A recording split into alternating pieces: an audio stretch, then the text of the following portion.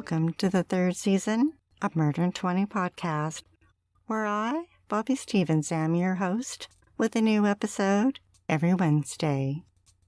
If you're a serious fan of true crime and love listening to podcasts, but don't want all that small talk, you've come to the right place. We get right to the facts. Murder in 20 episodes are concise and complete in 20 minutes. Less talk and more true crime. Be sure to like, share, and follow us to learn about upcoming episodes. Thanks for tuning in. Now let's get to this week's episode.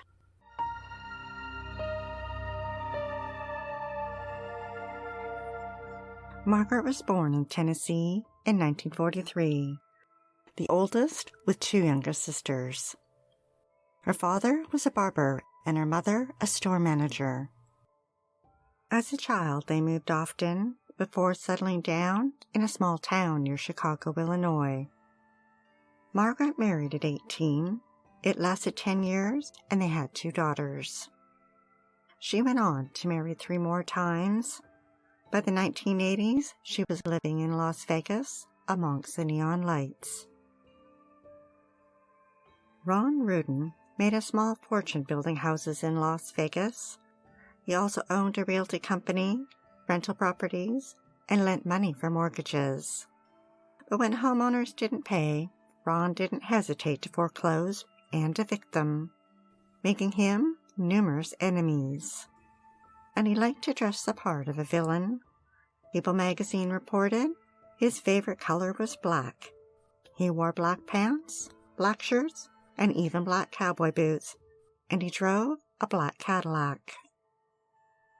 To ensure his safety and protect the estimated $8 to $11 million he'd amassed, he built a cinder block fence wall around his house, topped with barbed wire, and had it guarded by trained attack dogs.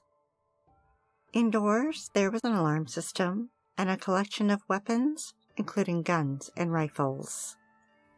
Ron liked guns. In a side holster, he packed a .45 caliber pistol, and hidden beneath his pants in his ankle holster, he tucked in a .22. In 1987, Ron and Margaret met at church. She was full of life, and he was instantly attracted to her southern drawl. They made a striking couple, her with her stylish blonde hair and high cheekbones, and he with his silver locks slicked back and megawatt smile. By September, they were married. The newlyweds moved into his residence directly behind the strip mall, where his realty company's office was located. Ron and Margaret argued often, and their relationship was a rocky one. Couples separated and got back together many times. A year after they were married, a .22 caliber Ruger handgun from Ron's collection disappeared. He strongly suspected Margaret was planning to leave him and had taken it. Ron reported the gun to the police as stolen and went so far as to write a letter to the Bureau of Alcohol, Tobacco, and Firearms stating his suspicions. Margaret complained to her sister Danya about how cheap and tight Ron was with money, and she was aware that he had a wandering eye. But Margaret had never been rich, and she wasn't about to give that up. When things were good, Ron provided for her in his will, and she was set to receive 40% of his estate. The rest would go to friends and co-workers. Rather than divorce him, she decided to wait around until Ron was 6 feet under. Ron's office shared a phone line between his house and his business. Court records reported that Margaret would quietly pick up the phone and listen in on the employees' conversations. They soon caught on and complained to Ron, who responded by ripping it out. When Margaret discovered this, she placed a hidden listening device in Ron's office. Then back at the house, she could eavesdrop on Ron's every word. 4 years after they'd married, Ron was concerned for his safety and talked to his lawyer about Margaret. He felt that she had become vicious and that her behavior was becoming more violent. Without Margaret knowing, his lawyer revised his will to reflect that if he died by violent means, that extraordinary steps should be taken to investigate his beneficiaries, and that if one of them was the cause of his death, they would receive nothing. Margaret, too, was concerned for her safety and took a firearms safety course and learned how to shoot a gun. Things improved in their marriage, and in 1993, Ron increased Margaret's share in his will to 60%. But he didn't know Margaret was still listening in on his phone conversations. A year later, she was eavesdropping when she discovered Ron was having an affair, and it was with someone that used to work for him. Margaret was getting ready for the grand opening of her antique shop and purchased antiques, including 2 steamer trunks. It was a great location, just down from Ron's office. On Sunday, December 18th, darkness had rolled in. It was 8 p.m. and Margaret was still working, so Ron took a stroll over to visit her before continuing home. She worked until 1 a.m., then stopped by another business in the mall where staff were working late, and chatted a bit before heading home. Margaret retrieved the handgun she'd stolen from Ron 7 years earlier. With the silencer attached, she entered the bedroom. Ron was sound asleep, laying on his right side with his back to the door. Margaret quietly stepped into the room. Ron didn't stir. She took another step, then another, watching him. She raised the gun, aimed it at his head, and pulled the trigger, then quickly fired 2 more shots. Ron never moved, but just to be sure, she walked around to the other side of the bed and fired 1 more bullet into his skull. Ron was dead at 64. It's thought that Margaret went back to her antique store and retrieved the steamer trunk, and perhaps with someone's help, bristled Ron's body inside.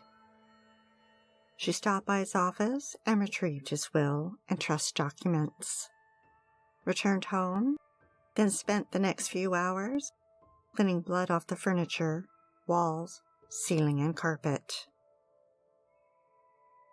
Monday morning, when Ron didn't show up for work, his employees became concerned. It wasn't like him. They phoned his house. The rings echoed. Margaret enlisted a friend to rent a large passenger van with a special request to remove the back seat. Ron's body was driven 50 miles to an area near Nelson's Landing on Lake Mojave. His bracelet with his name engraved in gold was removed. The trunk was set ablaze. Nearby, his bracelet was placed on the ground to ensure it would be found. 30 miles outside of Las Vegas, the handgun was wrapped in several plastic bags and tied with a rubber band and thrown in to Lake Mead. Ron's car was driven to an alley behind a gentleman's club, the keys thrown inside and the doors locked. When Ron still hadn't returned to work on Tuesday, 2 of his employees visited the local police station and reported his disappearance. Police officers contacted Margaret. The officer told her that they would accept the employee's report unless she would be making one. Margaret knew this didn't make her look good, so she grudgingly filed a report. She told police that when she returned home that night, Ron's car was gone, and so was he. But she wasn't concerned and thought he was just upset that she'd been working so much and he'd gone out without her. The next day, Margaret hired a handyman to clean a carpet stain in the laundry room. He noticed that it appeared someone had attempted to clean a dark brown stain. On Thursday, Margaret's sister Donya visited her at home. She walked in to see Margaret holding Ron's will and trust documents. 5 days after Ron went missing, his car was found, covered in a thick layer of dust dappled by the rain. Investigators lifted fingerprints from the vehicle, but determined they didn't belong to either Ron or Margaret. On Christmas Day, Margaret hired a locksmith to get her access to Ron's office. She and her sister spent hours rifling through Ron's papers, searching for financial documents. 4 days later, a detective paid Margaret a visit. Without realizing it, she began referring to her husband in the past tense. The detective then moved over to her sister and began speaking with her. When Margaret realized her mistake, she ran over to the detective and tried to cover her tracks, and declared, "Ron always wears black pants, and Ron always wears black boots." But the detective had already noted her slip-up. Margaret rang in the new year by setting out to erase the memory of Ron's death by turning the master bedroom into an office. She stripped the bed and removed the box spring and mattress. Then she hired the handyman to remove the carpet. He noticed a strong odor and dark reddish-brown stains on the carpet. Then he looked up, and on the wall above where the bed had been, saw a photo of Margaret with reddish-brown spots.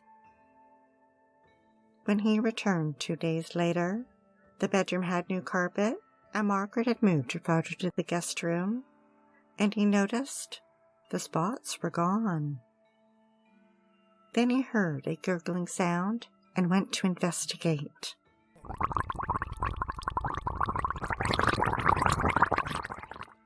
Court records reported that he discovered a reddish-brown blob bubbling up out of the drain in the bathtub. On January 21st, 1995, it had been 34 days since Ron had disappeared, when fishermen discovered his remains in a ravine, stumbling across his skull with 4 bullet holes. Using dental records, investigators were able to confirm it was indeed Ron.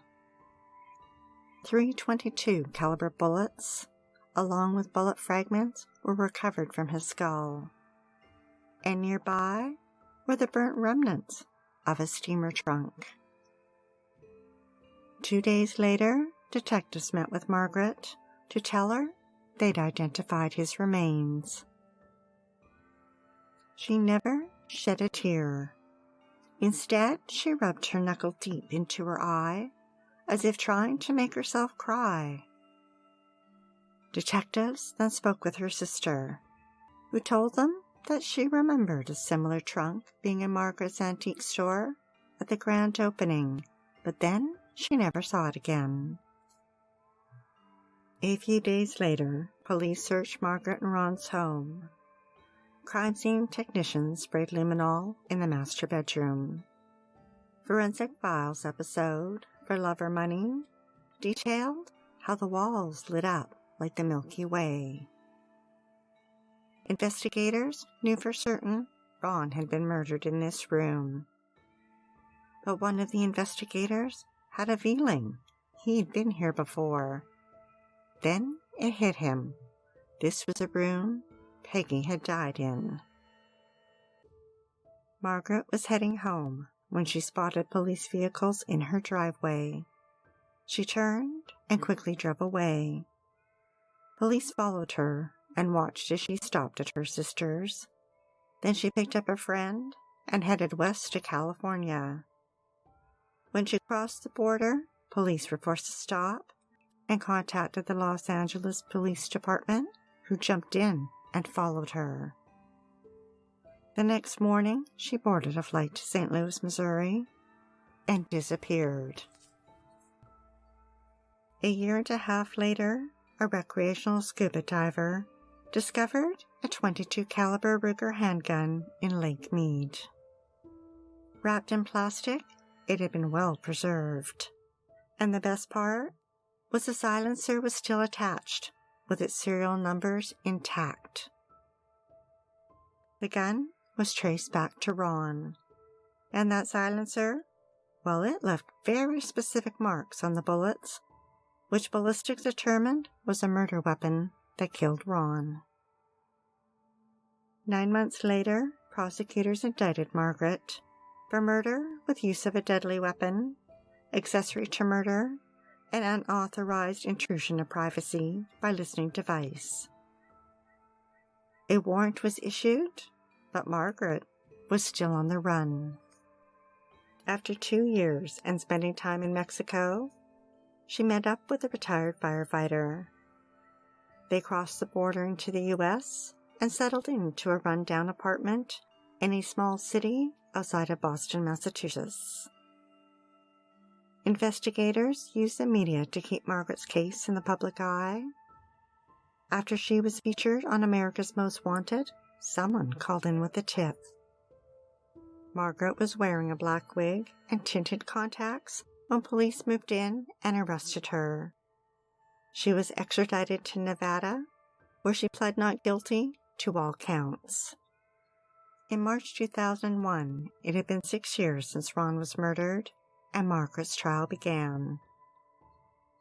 From the onset, her lawyer seemed ill-prepared and more interested in gaining fame and fortune from the case than representing his client. The court went so far as to appoint a second attorney to assist in her defense.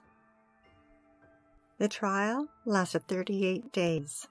A crime scene analyst testified that although Peggy's blood may have been present on some of the walls, based on where she died, it couldn't have possibly been on the south wall.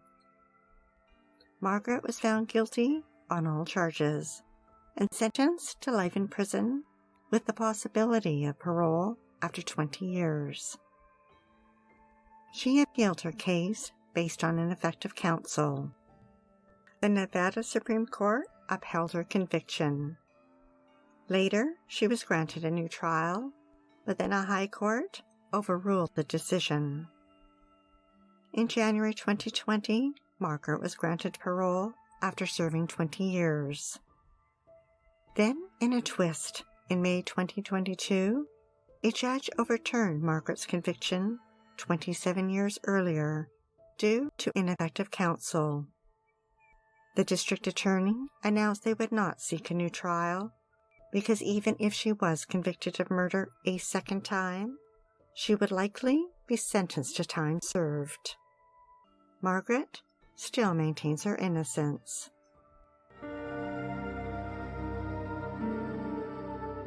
Thanks for listening to Murder in 20, with less talk and more true crime.